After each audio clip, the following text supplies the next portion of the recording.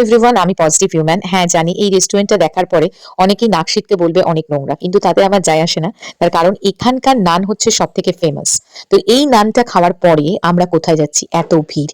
হ্যাঁ, মধ্যমগ্রামের সেই বিশেষ মেলা, রাসের মেলা, যেটা ছোটবেলা থেকেই আমার প্রচন্ড আকর্ষণ ছিল। আর এই রাসের মেলায় নাগরদোলা আমি সবসময় আমার এই মাসির সাথে চড়তাম, যে যার নাম ঝুমা, তাই আমি ঝুমা মাসি বলে ডাকি। আজকেও তার ব্যতিক্রম কিছু না। আমি, মা আর ঝুমা মাসি এই রাসের মেলায় যাচ্ছি। এত ভিড় হয় বরাবরই, কিন্তু তার এখানকার যে দোকানগুলো সেগুলো ভীষণ ইন্টারেস্টিং। আমি বেশ অনেকদিনই এই রাসের মেলায় গেছি। আর এই রাসের মেলা শেষ হতে হতেই আমাদের এখানে একটা শ্মশান আছে। সেই শ্মশানে একটা কালী ঠাকুরের মন্দির আছে। সেই মেলা শুরু হয়ে যায়। তাই মেলার অন্ত নেই আমি যেখানে থাকি সেখানে। এই যে সেই চুড়ির দোকান, আমার কাঁচের চুড়ি পরতে ভীষণ ভাল লাগে। সেটা আমাকে যারা ফলো করো তারা দেখেছো যে আমার হাতে সবসময় রং বেরং চুড়ি দেখতে পাও। কিন্তু জার্মানিতে তো কাঁচের চুড়ি পাওয়া যায় না, তাই একটা দুটোর বেশি আমার আগে চুড়ি ছিল না। এবার ইচ্ছে আছে বেশ কয়েকটা চুড়ি নিয়ে যাওয়ার। জানি না কতদূর নিয়ে যেতে পারবো।